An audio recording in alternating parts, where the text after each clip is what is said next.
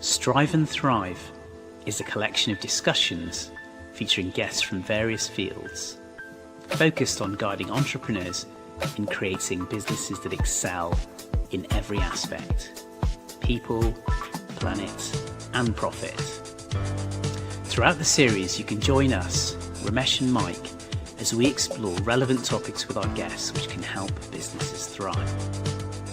Romesh and I met while I was supporting a client transforming their business, and I needed finance director support and reached out to him and his team. Since then, we've become good friends who share a passion for business and entrepreneurship. If you like today's discussion, then you want to subscribe to our YouTube and Spotify channels.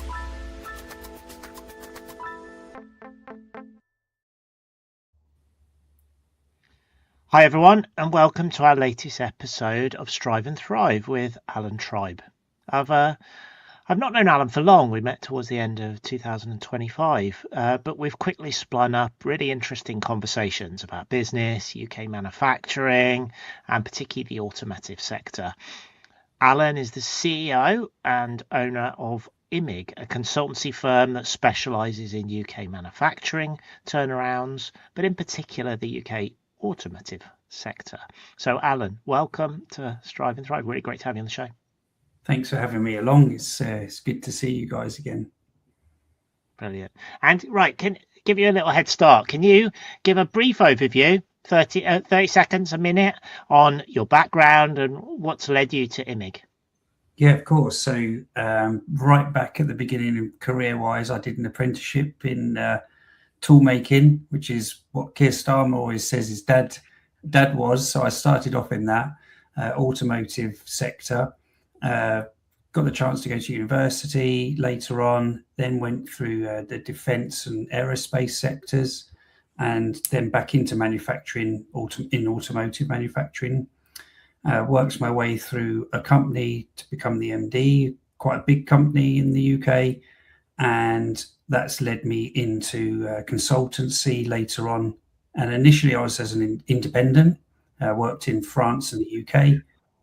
Met some guys from IMIG at the time, joined with them in 2000. We created IMIG UK. It was an international company without a UK presence. And when the owner retired, got the chance to buy the global company. So here I am now as the owner, as my whistle-stop tour through a fair few years there. Very good. Brilliant. Alan, welcome to the show. It's really nice to see you again. Yeah, good to see you too. Amazing. That was a really good summary. Thank you for going through that so nicely, because there's a lot of stuff that you've done in your journey. We've obviously chatted previously, and I was intrigued with the start of your journey, you know, the apprentice toolmaker, and we did have a laugh, I remember, on that initial chat with that Keir Starmer's dad comparison, if you like. But in all seriousness, you know, what humble beginnings, and I guess it gave you an amazing opportunity to kind of learn from the grassroots, if you like, of an organization. And when you told me a little bit more about the detail of that part of your journey, you talked about a private equity takeover of that business, which then spurred you to take your next move. So do you mind telling me a little bit more about that, your kind of time a little bit as an apprentice, you know, what you were enjoying about that, and then that big change? Yeah, of course. So I think at 16, you're kind of thrown into the workplace. You're obviously pretty young, and I think other than learning some new vocabulary in the first week, it was just this kind of, I guess, completely new experience of the factory started at 7:30 every day. So, you know, having gone from, oh wow, I've got to get up for school and be there by 9, suddenly it was, I've got to be at this place of work by 7:30 every day, or I don't get paid if I don't punch my card. So, you know, we all had our cards to get punched in. And so I think there was an initial kind of kickstart to the realities of how the world was. which were quite different. And I think just in general, you're dealing with people, and in that sector, even then, tool making was almost kind of scaling back in the UK at the time, and that company hadn't had any apprentices for about 20 years. So sort of next youngest person in the area that I worked of about 30 tool makers was like late 40s. So I'd gone from being with people my age all the time, other than teachers, to the next youngest person, had 2 kids, a mortgage, in their late 40s. And then above them, everyone was like late 50s, borderline retired. And I think when I look back on it now, it was an amazing kind of experience to have at 16, because it taught you to deal with like a wide variation of like age groups, people, the issues they brought to work with them, and then the issues they had at work. They were all completely different to what I would have experienced if I'd just gone to college. But I still had the chance to go to college 1 day a week. So I didn't lose, it wasn't like that side of my friendship group, my experiences and learning was removed, but this kind of I was immersed in this new world at a really impressionable age. Probably not all of it was good, but most of it was really good. And but it was really good fun. And I think there's some stuff in that you can't really put a price on. And I think it helps you be calmer as well. So when you make a mistake, I think I see it now with some, like younger people I work with in clients, or, even in our company, sometimes a small problem can feel so big for them because it's the first time they've seen it. One of the good things with being in an apprenticeship is they've all seen it so many times. So what felt like this huge failure, they would just be like, hey, it's just a piece of metal. When I look back on it now, these pieces of metal were worth hundreds of thousands of pounds, but they just didn't panic. They just went, we've done this before. This is what we do. And I think that helps you as you get older to stay calmer and with a clear head and tackle the problem. And one of the things that I really liked about it is they were almost proud to have an apprentice, although they also kind of used me to clean everything that they didn't want to clean themselves and all of that stuff. They were also super proud to have this apprentice, because it was like you were one of their own kind of coming through the company. And so whilst they were kind of the banter and all of that was there, you were also their kind of, in a way, they were putting their legacy into you. And that was really something quite cool to be part of at the time. And the one thing I would say though is when I did it, and that was something that came out when I was at university, is you learn a lot of stuff because it's the right way to do it, and you don't always know why. And I think that was the difference with getting the academic part of the university, was suddenly all these things that I knew how to do, I didn't quite know why you did it that way always. Suddenly you got the academic foundation to, that's why you do it, because when you're doing that, this is what happens inside the metal, or this is what's happening to this thing. And that being able to put the two things together was amazing for me in my 20s. And it sort of like opened up engineering, if I'm honest, as a completely new topic. And I think that's that I see with, like, I think the degree apprenticeships that you see being offered now probably are starting to have some of this element in them as well, because they get people to work with people. So I think that's really good. And you're getting the academic, but you don't get so much of the practical. Right. There's almost like a triangle of people, academic, and like hands-on technical that we need to find that balance of. And I think that you almost need this probably like this craft and technician apprenticeship as well as the degree apprenticeship, is it would almost be great to see how could you bring them together and give a pathway from one into the other. I think that would be quite a cool thing to see. I mean, it sounds like an amazing foundation and great start to your career. It sounds like you really loved it and got so much out of it. And what an advert actually for apprenticeship programs. And it sounds like they probably still need a little bit of tweaking around the edges, but I think it's a really good sound defense and argument for leaning into that. So I'm glad that the government's looking into that and developing that idea. So you'd obviously had this brilliant time and experience, and then this the company got bought out. And how was that fundamental in impacting the business and your journey? Yeah, I think I actually appreciate it more now, probably because of the last kind of 4 or 5 years of my career than I did at the time. So I was very early 20s, maybe 21, and there was a German fund that bought the company, and I think initially, from talking to some people actually about it since, I think what initially happened is they looked to get some investment to go and acquire another company, and actually what happened is that the fund ended up acquiring them and the other company. And it was fairly brutal because they already had a number of, I would say, they probably weren't competing businesses, but they were supplementary businesses, which meant that a lot of the leadership just wasn't required. And almost on day one, they just started cutting them out of the business. And so this would have been in the late 90s. Then you saw some of the products immediately just get shipped into other locations.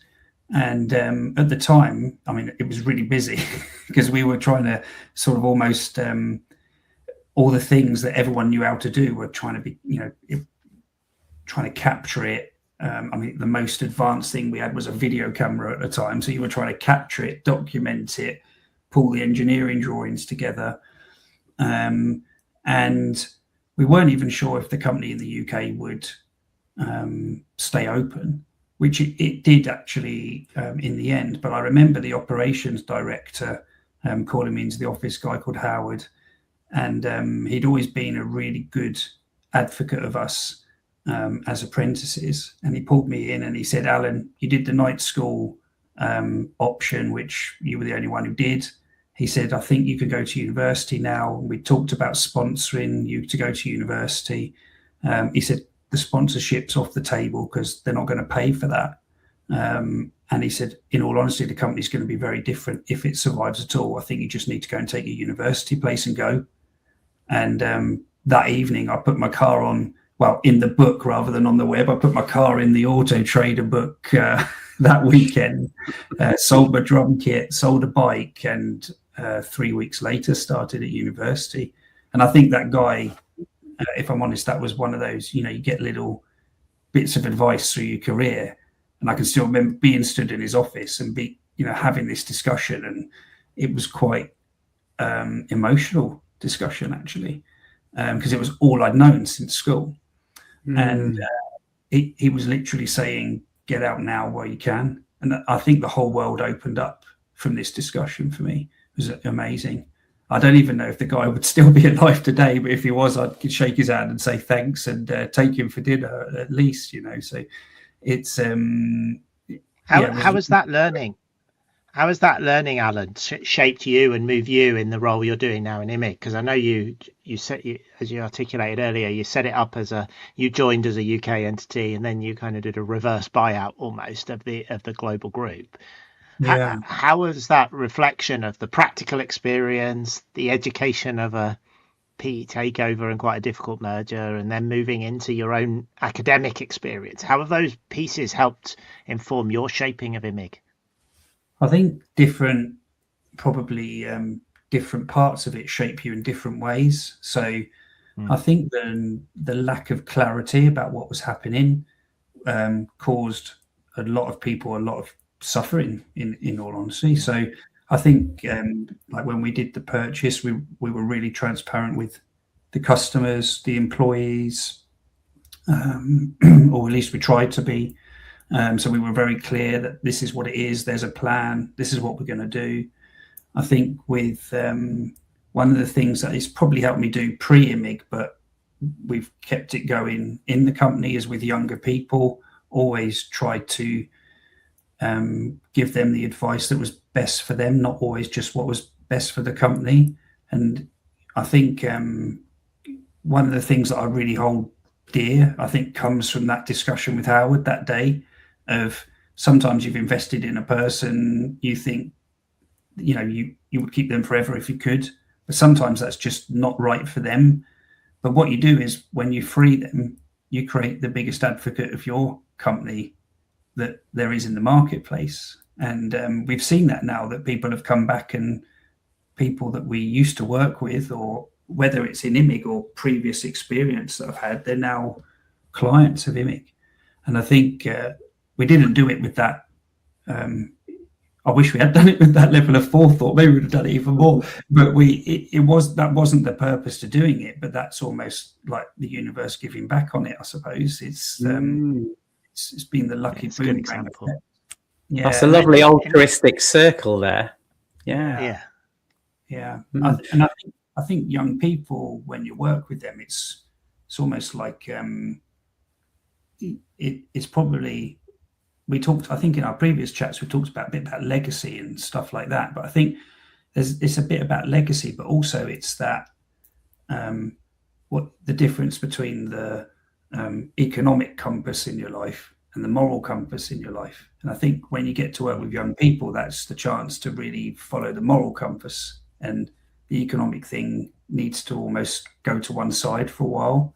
I think that's often hard with education, and without getting political about it, it's very hard, right? Because there's budgets and all of this stuff with it. But I think if at a small local level, we can make these choices and decisions in a non-financial way, other things can come back. And has that defined your philosophy in IMIG, or is it more that's the Alun style? I'm picking up a bit of both from the way you articulate yourself. So. I think it's a bit of I think that's my way, but I think probably because we've also got that sort of opportunity as well as a responsibility as an owner. You can kind of make it what you want it to be, right? And I think one of the things is definitely we only hire people we want to work with. So if you're going to work with these people, especially in some of these difficult projects, you're there all hours of the day. And why would you build a team with people that you don't particularly want to spend time with? So I think they've got this element of building something that's nice for myself.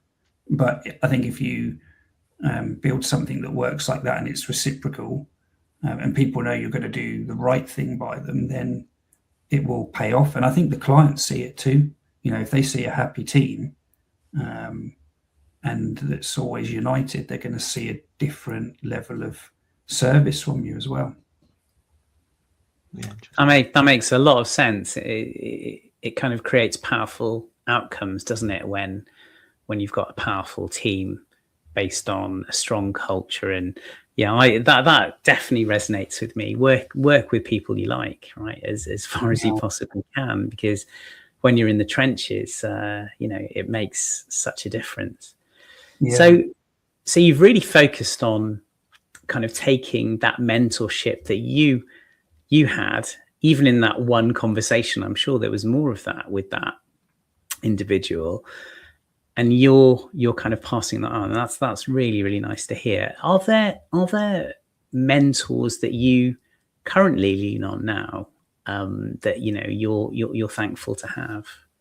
Definitely, and I think they're good because you also have your blind sides as well, right? So I think there's good sides to the way that we've just discussed and the way I go about it, but the risk is a lot of it's quite emotionally based.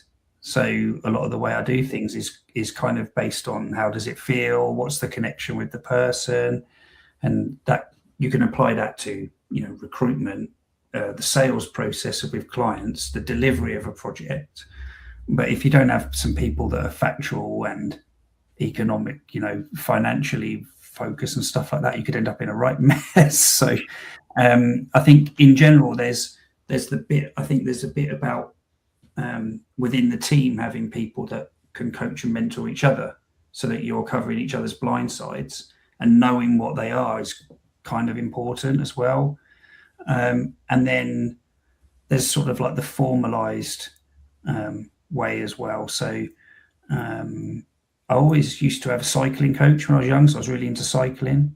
And I think that was another thing that started back when I was 12. So I think having someone in this role of coach and mentor is quite normal for me anyway, because normally it's your parents, and obviously they've always been there for me. I've been lucky with that as well. But I think having this external person who hasn't got any of that family baggage is really important.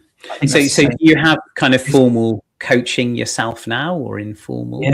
Yeah, I do, and I think that's what you need. So I've got a coach, Jeff. He's brilliant. Even if he can't always talk about the complexities of what you do in your company, but he can pull you back out to the 32,000 foot view and kind of question that, certain things. Are you, if you were in another company, would that be allowed? These kind of things that we'd pull you back on. And sometimes afterwards you just sat there going, that was so obvious. I can't believe I couldn't see it, but you just can't sometimes. So I think it's definitely important to have, I think a coach is quite good, and you need them to be quite separate from you and your business, because I think a coach needs to be able to kind of really push your buttons if they need to. And I think a mentor's is slightly different. They both have trust, but I think a mentor is someone where you perhaps almost have more similar motivational styles. So you kind of go into them for a specific type of advice, and you need to know whether that's going to work with your style. And I got that wrong a couple of times. I remember I had a mentor, great person, really, really good, but their motivational style was way more probably like command and control would be the way to explain it. And actually what that did was just put me in so much internal conflict that it was actually burning my energy mentally to do things in that way. And there was nothing wrong with doing it that way. It's very successful for some people and some organizations, but for me it doesn't work. Do you have a coach, mentor, Romesh? I mean, I don't think I've ever asked you that question. No, I don't actually. It's interesting because I kind of feel in my role supporting clients, obviously from the financial perspective, I feel I kind of have a little bit of that in what I do, and I think that's really important as an external advisor to have that side. But yeah, I don't have one specifically. I have some very good coaches in my network that I'm quite close to. There's one who will be appearing on a future episode quite soon, actually, and a certain Alan Evans, like that you've met and we'll be chatting with. Yeah. So yeah, I definitely see the absolute value in it. And Alan, it's really interesting hearing you talk about your perception of the difference between a coach and a mentor, because I think that's maybe something that people don't think about enough, actually. Yeah, I think you need different things from different people for sure. And I think the cycling is the best example of it. I think I didn't need a mentor in cycling, because what I needed someone to do was kind of kick me when I was feeling lazy or hadn't tried to do certain things properly, things like that. Didn't look after my bike and then complained when the gears didn't work in a race. And so you need, I think sometimes with the coach, they're the person that stops you, doesn't allow you to have an off-ramp in a difficult situation kind of thing. It's probably like the best way. They say, no, you've got to find a way through it. Whereas I think a mentor is the person that you can, it's almost like being able to bounce your concerns around with in a different way. So maybe it's safer, I think would be the way I'd explain it. But I would say to every business owner, go and get one. Even if you think everything's going super well today, sometimes we've had periods where, luckily really many periods where everything's been going super well. And actually that's when my coach has been saying to me, it's going super well, but you could be even better. And, and it's that sort of, where do you think you're operating at? 90% of your capability and it's all going super well? Because I've looked at this, and I've looked at some people I think are similar to you, and I think you're more like 30%. So when you're going to fill the other 70%, that's the exact conversation we had 2 weeks ago, 2 weeks ago on Wednesday. You're at 30%. What are you going to do? And I think if you don't have someone, sometimes you need that shake to say, yeah, you're right. Are you competitive, Alan? Yeah. You obviously talk about your cycling, but you come across as really humble, and that's an interesting sort of balance, right? You're actually doing a really good job at making me think, I should look at that. Mike, do you have a coach or a mentor? No. I've been looking for the right one, to be honest, at the right time, I think. And I think, Alan, you've given a good justification and reason why, I think. And I think I'm curious to know how that would work with me, and what the implications would be of letting go and being sort of having someone oversee the kind of world that I'm in a kind of reflective way. And I guess that makes me nervous too, right? That's the apprehension being told off almost, because that's ultimately what a coach is, right? Come on, go faster. Yeah. Change direction. Why are you doing this? Things with it as well. Like if you take sport, I'm a really big believer that sport is a very good grounding for business. I'm probably not in 100% of cases, but I do think there's a lot of parallels from it. I remember a cycling coach, and I've heard that from a psycho kind of sports psychologist more recently, where they really push you to take the stuff you're good at and systemize it. Which, how many times have you heard that? Whether you've got a business that you want to run, or a business you want to sell, or a business you want to franchise, or a business you want to grow, you need to systemize it, and you need to take all the stuff that you're really good at. So I think that's what a coach is really good at, kind of pushing you to systemize. And the other thing they do is they take what you're good at and they get you to really focus on it and get yourself even better. I won't use the exact words that the sports psychologist used, but it was, you've got to take that, because that's your like special sauce, for want of a better word. How do you go and replicate that all the time? Never let it drop. Never let that go, because the moment you do, you're not special. You're just one of the others in the list of companies. So I think his example was, do you think Erling Haaland spends hours and hours a week learning how to tackle, or do you think he spends hours and hours a week shooting and heading goals? And I think that was really interesting. It's going to completely date the episode of this podcast for you, because in 20 years everyone's going to be going, who?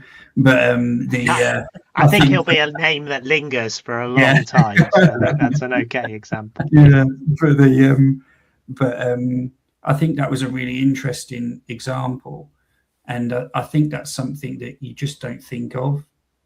I think I've had the opportunity to interview lots of sports professionals who have come out and have looked at starting their own businesses, and it was an interesting opportunity. I think the drive for success in sport gives you a power of really pushing through, and I think that is an incredibly interesting comparator to being an entrepreneur. I think there's subtle differences in there. One is very self-driven and self-motivated, and the other is much more collegiate to what you're talking about in terms of being humble, Alan. But that kind of drive is really interesting, and it's the same. Actually, I've worked a lot with the military, And it's the same kind of experience of working with the military. I find they're very, very natural, I think, at becoming could become natural entrepreneurs, sports people, military. I think just with some of the help around perhaps the skills that, because they don't think they can do it, more than actually the innate learning and behavior that they get from that kind of experience. Yeah, I think there's a lot of natural entrepreneurs, and I guess the UK's quite lucky to have had a number of them, very famous ones, in its history. And I think that I think you remember the successful ones, though, right? You don't really remember the ones that had great ideas. We remember a few of the ones that had great ideas that failed, but in general, you remember the ones that have been really, really successful. And if you look at the ones in the world today, and a lot of them are American billionaires, they what they've managed to do is systemize. So it's not just that they've had this amazing idea, it's that they've honed it to a level and systemized it to a level where they can make money out of it. And I think that's part of the problem, is a lot of entrepreneurs don't take that second step. And I think you see it in the statistics of most businesses, and most startups don't get past year 2 or 3, right? And I think that's kind of it's a huge failure rate. I think it's in the UK it's around 60 to 70% in the first 3 to 5 years. It's huge. Can I ask, how would you define systemize? I think it's at that point where the business founder, there's a level of it that's documented. I guess it's, there is a documentation system. There is tools have been put in place that allow people to follow them, and not necessarily complicated ones. Just there are rules. There's a way of working that can be communicated. I think that's what it means to me. And I think that, that's the bit that I think just doesn't get done. And it's too reliant on the individual, and the day they step back, or the day they're sick, or they go, the other challenge with entrepreneurs, they often find the next new shiny thing, and off they go, and everyone's left behind. It doesn't work, right? And I think that's the gap. This is really interesting to me, because on this talk that, or this discussion, Mike and I both said we don't have coaches or mentors per se, although I think Mike's gonna deny this now, but I would say we potentially slightly coach, mentor each other, because whilst working together on this podcast, we've gotten to know each other a lot more, and we've learned more about each other's businesses and how we do things. And I think because we both want each other to succeed, we've kind of put in, different ideas and thoughts as to how the other might do better. And, in the nicest, in positive way. So certainly I hesitate to say this, but having Mike kind of gently challenge me at times, I think I found really beneficial. So that is very much to your point. And just to kind of add as well, on the military, Mike, which you mentioned, and the sporting analogy, which you brought in, Alan, it structures it's discipline as well, isn't it? It's focus. These professions require a huge amount of focus, and I think that's a key ingredient. Yeah, and standards. I think setting clear standards is sometimes we hard. talk a lot in this. We talk a lot over the last year and a half, and I wrote in 2025 particularly, it was a big topic of most of our discussions, was resilience. Yeah. And I think that rolls into the two personas perfectly that we've just talked about. And I'd say the resilience that stands up true is entrepreneurs or founders like yourself, or individuals who can work through some of the challenges, because we talk about how running a business is like a roller coaster ride. You have a good period and you don't celebrate it, and you have a bad period and you beat yourself up. And it's about how you navigate that. And to your point, Alan, the coaches, the the people like Romesh giving me advice, the people I talk to on this giving advice. It's amazing how that really does help you reflect on where you are as a business and what you might need to consider. Definitely. I think if anyone, any listeners have got kind of ideas or things like that, I'm a big believer in once you start applying energy into something, without getting like spiritual about it, I think if you put energy into something, it often opens up pathways and something comes back. And whether that's just like playing the yellow car game with your kids in the car and suddenly that's all you can see everywhere, or because you've become open. But I think the coaching thing is a perfect example for me of that. So I had a discussion with someone, maybe I should look at that because I always used to have it for cycling, don't have it now. I've seen a few people are doing it, maybe I should do it. Went to France to visit family. One of my French friends is a lawyer. It was Christmas maybe 4 years ago. He said, I just got myself a coach because he's trying to really get his chambers to grow. His first time he's employing other lawyers. He was really stressed about it all. And he was just so happy he had one. So it happened there. It happened, but the week before it happened there. On the flight back home, I'm on LinkedIn and I was just like looking through, saw a few on there, didn't think any more of it. On the Monday, I was at a client. We just sat down in a bit of a breakout area after the first meeting. My phone rang. I just picked it up, didn't even look. And it was a coach cold calling, probably because they'd seen me on LinkedIn, right? But because of all this discussion that happened, I said, yeah, let's have a proper meeting. When I met him, gone like a house on fire, and Jeff's been coaching me for 4 years ever since. And I think this whole point of once you have some ideas, things down to you to put the energy in. And if you put some energy in, it doesn't need to be that much. Something will happen. I think it's a little bit deeper for me in terms of your approach, though, Alan. I think you're very empathetic. You listen and you're taking it on board. I think it's not just about full speed energy. It's about action with kind of the ability to reflect and learn. Because your point around you'd want to try something and go for it and it will happen. I'm not sure that'll happen. You'll get some feedback. You'll get feedback, and the feedback is what you build, isn't it? That's the magic in this sort of conversation. It's the fact that, and I think you've come across really well in the first part of this session, that 40 minutes. And what tells me is that it's the empathetic way of thinking about your team, how you engage with, why you're doing things, the coaching need. It's that drives it, I think. There's a lot of self-reflection and self-awareness there, isn't there?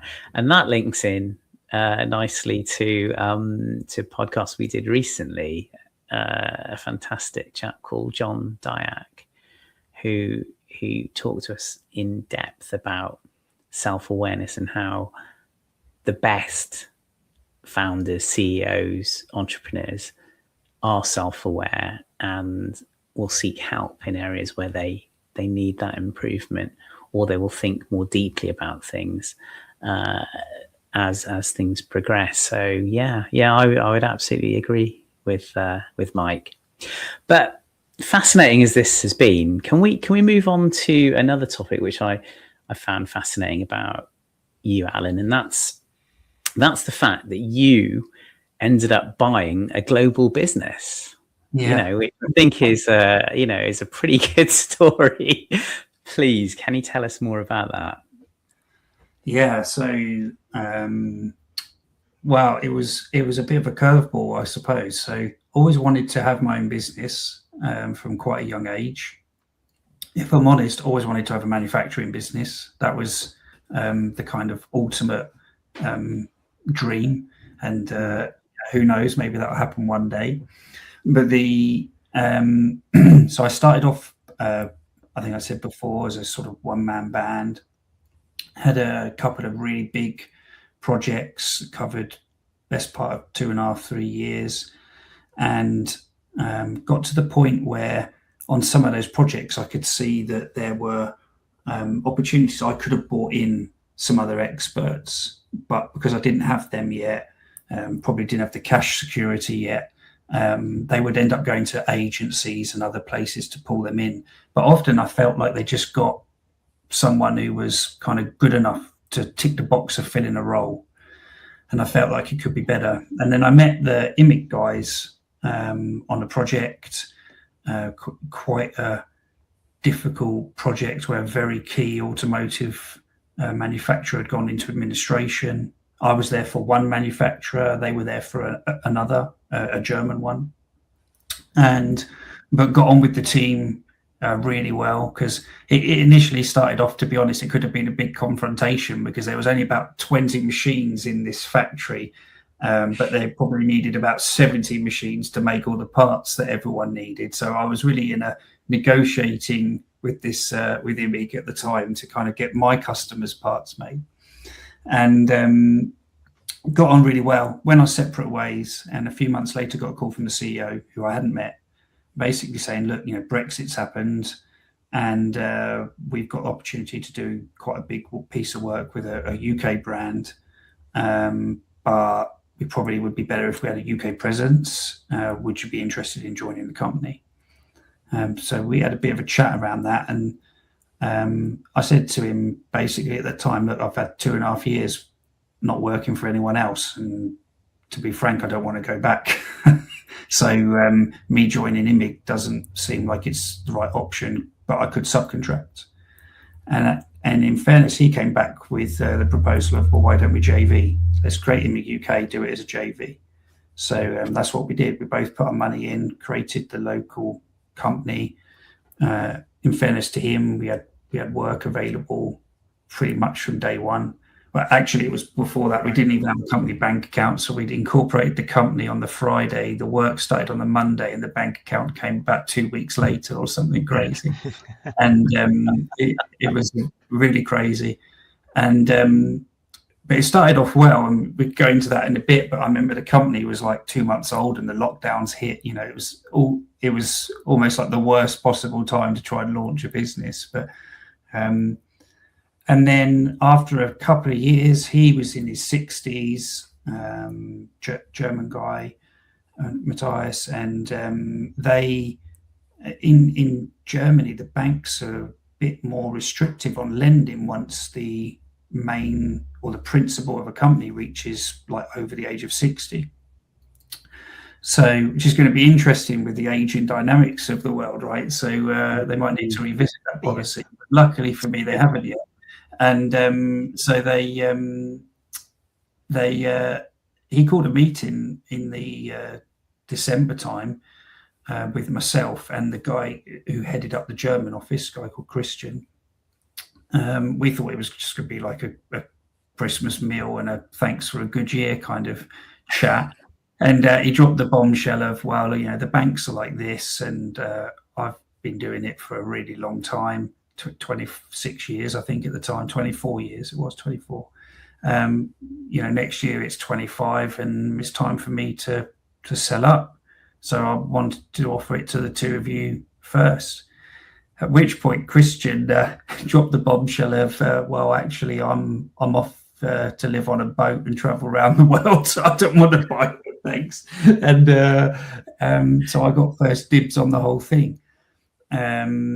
So that set that in motion, and we went away to try and find a way to buy the company. Obviously, we were coming at a point with, being honest, like very limited kind of personal funds. The company was doing okay, but it didn't have millions of pounds in the bank. So it was going to need to be a kind of leverage deal somehow with a funder. Didn't want to do private equity because of the experience I'd had as an apprentice and seeing what happened there. So that put me off. Doesn't necessarily mean that I think that now, but that was my thinking at the time. And so really went to high street banks, couldn't get anything to work. And in fact, my coach, Jeff, put me in contact with some people that he'd heard about, and that looked really positive. So we got the deal, and it was around the June time. Everything was fine, and we'd agreed that the date was always going to be like in the November, because that allowed the original owner to get the 25-year anniversary under his watch kind of done. So that was sort of a nice personal thing for him. So we're all going well, and then the timeline's a bit, I can't remember all the dates, but essentially Liz Truss became a prime minister, and before the cabbage had wilted, the stock market and everything went crazy. And the problem I had was the financial market reaction obviously tanked the pound value, and I was buying the business in euros. So suddenly I didn't have enough money to buy the company. So literally the whole thing got called off because it needed certain things to happen through the German legal system at the time, with all the people involved. And it kind of put a bit of stress into the relationship as well at the time. I remember thinking it's really difficult. And it was my personal research in the end. So the banks kind of just said, well, it can't be done now. That's the way it was. And luckily for me, the British Business Bank released a new kind of funding approach for business acquisition. And it was available through the high street bank that we banked with. I think I might have said this to you before, Mike. What surprised me was I was calling them to tell them about the deal that the British Business Bank had. Yet on the British Business Bank website was my bank's logo in massive, huge title saying like, this is where you should go to get this product. And the bank didn't even have a clue they existed. And so we kind of, that kicked off a whole load of investigation of how they could get it done. And I always remember that the previous owner had given me basically 2 weeks, or he was going to go to market with a PE fund that had shown some interest. And I think on the Wednesday of the second week, we sat down in Costa Coffee and with the banking documents, and we were signing them as we were downloading them, with a DocuSign or whatever, and getting this thing signed off in a Costa because I was working at a client away from home to get the company through. And we literally got the loan money through, and we got it pushed pretty much that day to get it done, so we didn't get any problems again. And we bought the company. So it was what started off as a kind of really exciting journey became a absolute kind of blind panic. What are we going to do? The family was pretty angry at me because the whole summer holiday I spent camped in a bedroom upstairs, just looking for loans all the time. And every time my phone rang up, that we were at, whatever amusement park that day or wherever we were, and I spent the whole time on my phone instead of watching them try not to be sick on a fairground ride. And that whole summer just passed by. But yeah. You must be really grateful to the British Bank for coming up with the goods. Yeah, I think I've got a sort of mixed. I think obviously the outcome's really, really good, but the journey was really bad. And I think one of the things that I found frustrating at the time was whether you were pro-Brexit and Remain, whatever you've thought about, one of the big things that was articulated all the time was, the UK is going to be flexible, the UK is going to have control, we're going to do all of this. And I was sat there going, there's a German company with offices, it owns companies in the UK, Japan, China, and America. And I've got a chance for the UK company to buy all those locations, including Germany, which must, it should have been exactly what the people that, had marketed Brexit to us wanted to happen. I couldn't get anyone to help. I talked to the local MPs. They didn't have a clue what I was talking about. No one would kind of get on board. And yet now it's done. And I do have conversations with this type of person, and they're like, oh, that's brilliant. That's exactly the sort of story we want. And I was like, yeah, but you weren't interested in helping make the story. How did you make it happen then, Alan?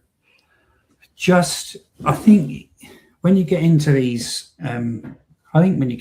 situations, it's a bit like what we talked about before, about not panicking and maybe that competitive nature coming off of thinking there must be a way to go and get this money. You see all these deals going on all the time. The money, it's not like the money doesn't exist. There's more than enough money in the world. It's just in the wrong places for us most of the time, right? So it's I think just almost being belligerent with it. Like every type of loan that was available in the market, I went and looked at it, and obviously there's always some kind of catch. And what I actually did do was I wrote down some rules, like these are some things that I wasn't prepared to do. So if it needed any of those, it wouldn't happen. So like I wasn't prepared to put like all the equity of my house down, but I was prepared to put some money down personally as a guarantee, but not the house. I wasn't prepared to give up more than X% of the equity in the company in order to do it. You know, all of these kind of things that were good. There were certain countries I wouldn't borrow money from, to be honest, like more like sort of humane reasons rather than business ones. So stuff like that, things that I wouldn't touch. So you knew your red lines, and that clarity must have been very helpful. Yeah, I think so. I think it's really hard to write down what you needed, but often I think that's probably like human nature, right? It's really easy to write down the things you don't like. So that was where I started. Like that's the stuff that I don't want. Okay, how can I find anything else? And almost like even if it had a problem but it wasn't on my list, it meant okay, well I need to solve that problem. So it almost reduced the number of problems I had to solve, I think. Interesting. What an interesting story. But it also, the way you told it, it's really nicely explained how you approach things, Alan, in terms of competition, empathy, I think, and the experience of actually just keep going and keep exploring, keep reaching out to people, keep getting feedback, and seeing if you can find an angle, like you say. Such an interesting event. What's your reflection now? A number of years later, you're now the owner. What's your next step for IMIG, you, and the reflections on where you've got to? I think the reflections are maybe a couple of points, maybe a couple of things on that. One, just to link back to what I said before, is, my outburst of the way I explained it. It's not like a political thing. I think it's more that people need to realize that although a lot of people say stuff, they're probably not going to help you. So you do have to make it happen for yourself if you want it. And I think that's really what I'm trying to get across to people is if you want to do this, you've got to go and make it happen. Because if you don't, no one else will. And if they don't see that hunger from you, no one else will come to the table. So that's the point with that. And I think now on the reflection of it, there was like an initial euphoria. And then I think even when you do your due diligence, and in all honesty, I probably didn't do enough because I felt really comfortable. I was buying the company I already worked in. What I would say to people is do it and spend the money. I also bought it without a lawyer. We did it in 2 phases. We bought like a majority out of the company, like 80%, and then another 20, slightly after. And I didn't use a lawyer for the 80, and actually ended up learning a lot and doing a lot, but I burnt a lot of energy that I really didn't need to burn. So I think get a good lawyer, get a team. Maybe that's Romesh for the finances. All joking aside, like get some people that are experts in certain things and get them on board. Because once the initial euphoria kind of went away, I found a lot of stuff that I didn't know about. Some things in China that needed to be resolved that had been there for a long time. Some things in Europe that needed to be done, and suddenly you're dealing with legislation. You can kind of understand where it's coming from, but the nuances are very different to the UK. And I think that side of it, I probably, through pure naivety, just kind of stumbled into. But I think in a way I'm giving all this advice now. It's a bit like when you become a parent, right? Everyone gives you all this advice. You still go and do it yourself and learn it the hard way. I think I wouldn't necessarily change it because I've learned an awful lot about myself and about the company. But I think the one thing I would have done was got some advisors a bit earlier on the due diligence, just to kind of, I might not have changed anything that I did in the deal, but at least I'd have had my eyes open to what was going to come after the deal. And I think that's part of the problem is for me, like, I think the initial way it was going was kind of quite calm and there was a bit of a process. And then when it collapsed, I lost sight of I'm going to own this thing at the end. And it became about how do I get a deal done? And which is unusual for me. Often I'm a long game person in all honesty, but I get completely transfixed on the gateway I had to get through. And so I actually put myself in an unusual position like that mentally. Probably is what needed to be done. Otherwise it wouldn't have happened. But it meant I lost the longer view. And the flip side of that is now, everything that we've done since has just been like this big crazy journey full of highs and lows. But, the good side of, rebranding and getting to put your own kind of stuff together and building a culture that you like in the company. And there were people in different countries that didn't want to work the way we do. And someone told me right at the beginning, that's why I say that my experience with the German PE firm I would have different view on it now. The advice I got from some people that I can really trust was you've got your own brand. It's not an enormous company, but it's big enough, but you don't want to do this piecemeal. Like if you're going to cut people out that don't fit, you've got to do it once. Just get it done once, make the changes now so that you don't create like rumor mill after rumor mill in your company, and make the changes early and build the team that you want to have from the beginning. And I think that piece of advice was extremely sound because when we had found all these issues in the company, I think it would have been easy to go, oh, we'll deal with America now, and then we'll go and look at what's gone on in China, and then we'll go and actually what we did was we reviewed it all. So we took a bit longer up front, and then we made our decision and we went bam, and we got it all done. And I think we're much stronger for it, 3 years down the road, because everyone in the company now is all on the journey together. And I think that was something we needed to do without disrupting the customer. Yeah, really good. Such an amazing story, Alan. I'd love to see where you've got to. And so very quickly, because we're going to finish in a second, but what's next for IMIG? But maybe more interestingly, what's next for Alan?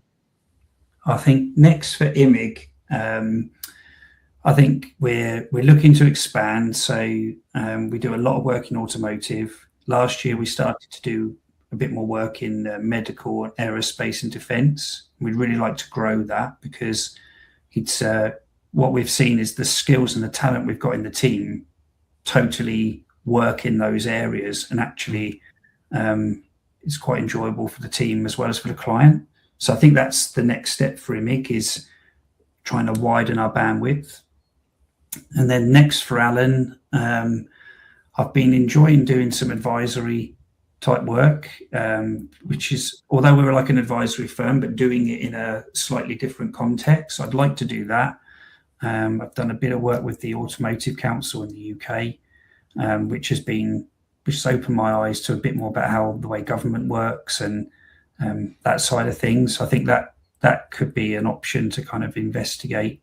The STEM ambassador stuff with like developing like the future kind of generation of talent we're going to need is something I want to pursue as well. And then maybe buying that manufacturing company one day as well. So I've got plenty of ideas. Oh, I like that.